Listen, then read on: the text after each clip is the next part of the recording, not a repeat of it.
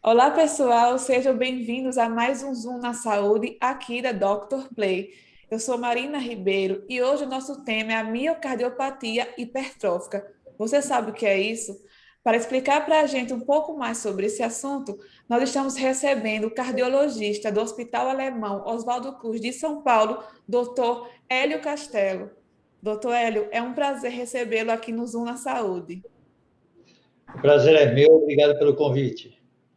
Então, doutor Hélio, recentemente o ator Rafael Cardoso, ele revelou nas redes sociais que ele teve que se submeter a uma cirurgia no coração por causa de uma condição, né? A miocardiopatia hipertrófica. Então, explica para quem está nos assistindo o que é essa condição. Então, essa doença, na verdade, é uma doença de cunho genético, ou seja, as pessoas nascem com a predisposição de desenvolvê-la, e o músculo do coração, tá? O músculo do coração que a gente chama de miocárdio, tá? Do próprio nome vem mio de músculo, cardio do coração.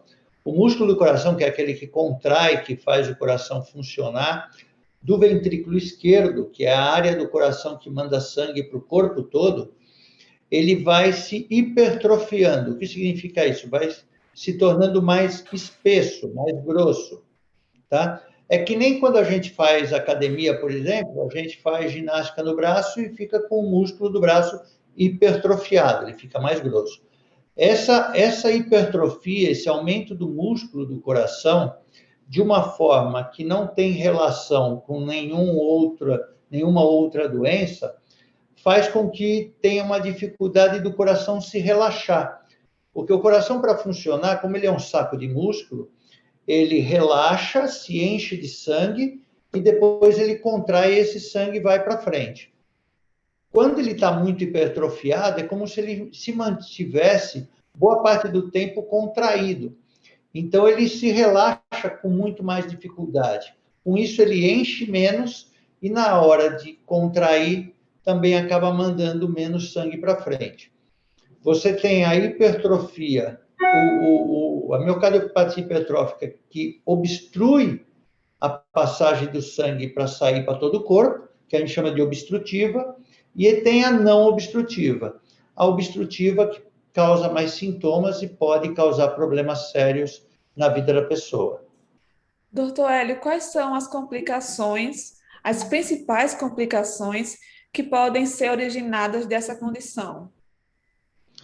Bom, essa condição, ela acomete uma quantidade pequena, mais ou menos uma para cada 500 pessoas, né, que acabam tendo a miocardiopatia hipertrófica.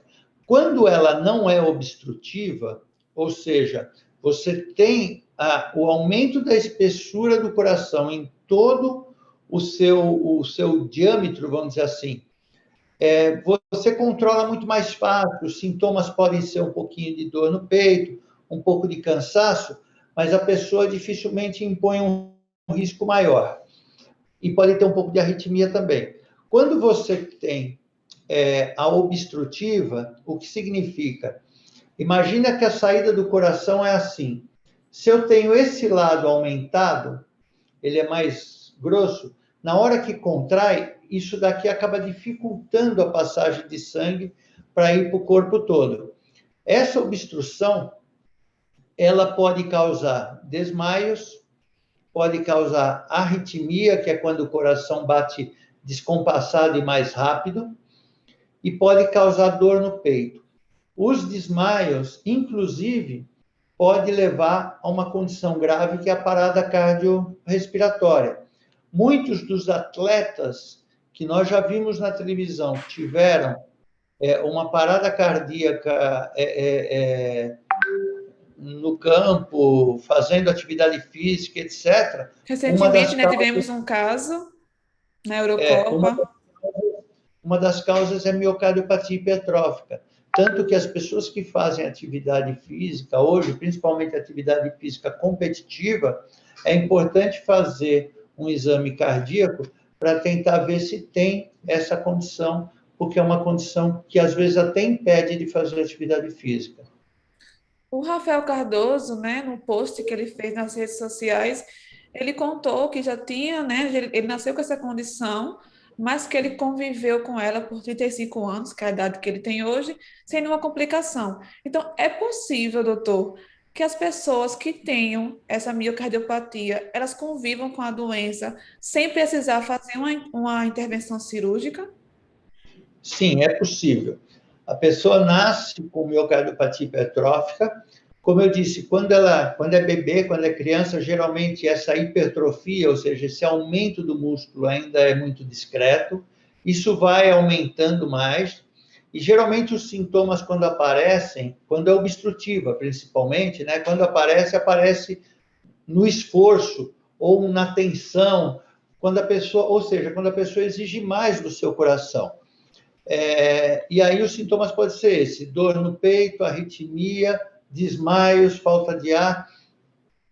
Tem pessoas que não têm quase sintoma, mas quando a gente faz a avaliação, a gente vê que no esforço, no estresse, e isso dá para fazer um eco sob estresse, por exemplo, a gente vê que a passagem de sangue fica muito dificultada. Então, são pacientes que acabam tendo muito risco se mantiverem assim. E aí nós temos que agir. Existem vários tratamentos. No início, sempre que possível, a gente tenta o tratamento só com medicamento. Os medicamentos vão diminuir a hipertrofia? Não. Mas eles vão tentar relaxar um pouco o coração. Então, tem uma classe de medicamento que chama beta-bloqueador, que faz com que o coração bata mais devagar e de forma mais suave, vamos dizer assim. Então, o fato de ele bater mais devagar, ele dá um tempo maior para ele relaxar e com isso encher de sangue. Como eu disse, a hipertrofia dificulta que o coração se encha de sangue. Então, a gente dá oportunidade para isso. Quando a medicação por si só, não oferece a segurança e não melhora os sintomas, aí você pode partir para outro tratamento. Existe o tratamento cirúrgico mesmo, de peito aberto, que é como se você descascasse parte daquele músculo e diminuísse com isso, só um minutinho, e diminuísse com isso o grau de obstrução, né, da contração, ou existem outros tratamentos mais novos, mais recentes, que é você fazer uma ablação, que a gente diz. Você vai com um catéter que emite umas ondas de radiofrequência, e é como se você queimasse parte daquele músculo com radiofrequência, e com isso diminui a quantidade de músculo. Tem isso e tem embolização também. Então, existem técnicas intervencionistas que você não precisa abrir o peito, com resultado bastante satisfatório hoje. No caso do ator Rafael Cardoso, ele implantou, né, um desfibrilador cardíaco, que no caso vai estar ali com ele para o resto da vida. Então, eu queria que o senhor explicasse como é conviver com esse desfibrilador que as pessoas chamam de marca-passo. Não sei se nós que somos leigos chamamos também de marca-passo, é o correto. Como é esse procedimento que o autor fez e como é conviver com esse aparelho? O desfibrilador, ele não vai tratar a causa, né, que é a cardiopatia hipertrófica.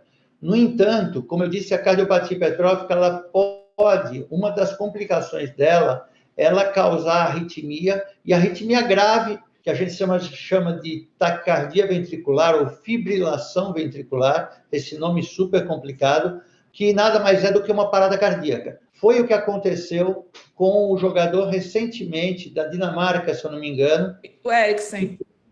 que teve uma parada cardíaca em campo. E aí, o que a gente implanta? Implanta um tipo de marca-passo especial que chama cardiodesfibrilador implantável, ou CDI, tem uma sigla, né?